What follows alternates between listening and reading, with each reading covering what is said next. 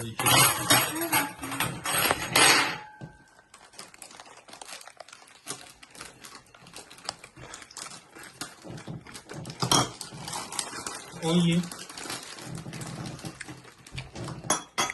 Bence tost çok tatlı bir şeydi. Doğrudan. Oraya değil. Doğru tostunuzu yiyinler size öğreteceğim. Sağ olun dostlar. Bugün dolu tost yedik. Hadi bakalım. Bana en bakın. Hadi ya. Ver bana. Çık kızım.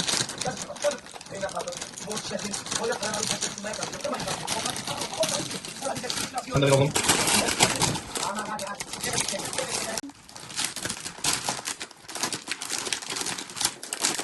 Yüzü. Tadına bakayım sana. Daha çok tutalım. Deməli nə qatırsınızsa hamısından bir deyin. Ne diyeyim? Bir kaşık lobya. Sana biraz da kafa. Sonra biraz kargıdalı. Bol.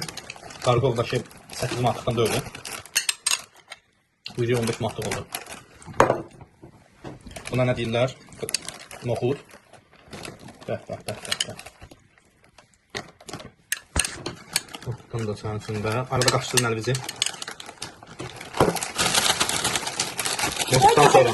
Hakikaten de dolu tost oluyor. Benim dolu tost Xiyar yok. turşusu.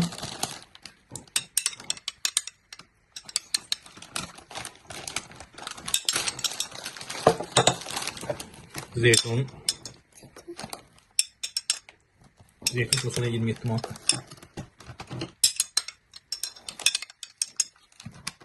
Sonra soslardan yok filan. Asas mesela filan. Filanı biraz çok düşün. Ağzı nasıl yaxşı olun. Sonra keçdik soslara.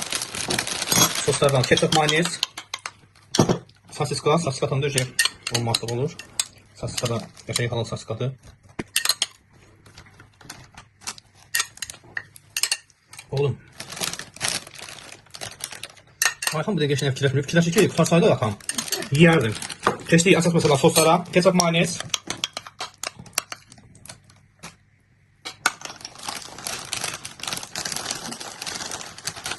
Ketçap, mayonezdən sonra özel qarışımımız. Bunu heç kimə deməyəcəm çünki bu mənə məxsusdur.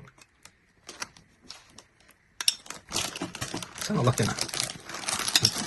İndi bir dəqiqə. Məncə sos aldım. Götürdüm.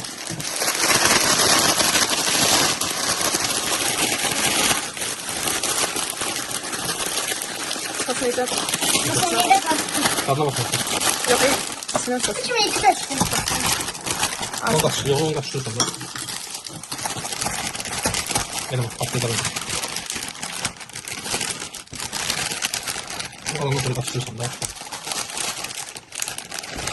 Bəs.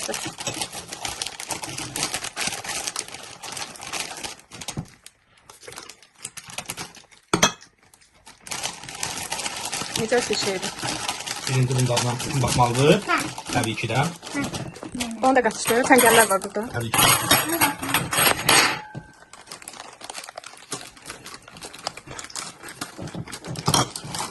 Oy. Bence tost çok tatlı bir şeydi. Doğrudan da mükemmel. Neyse de.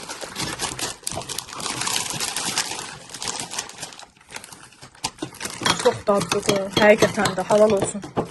Numara. Bunu yani bütün bir şey yapılsa.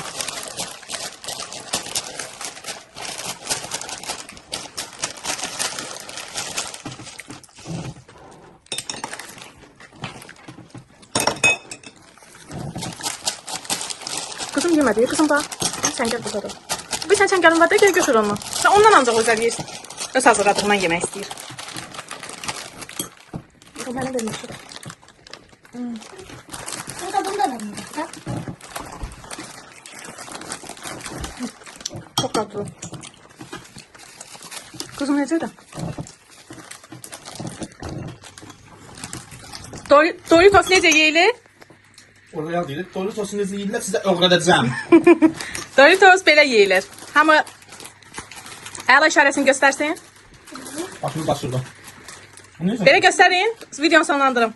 Zeytunla cipsinin ne alakası var? Əladır, super.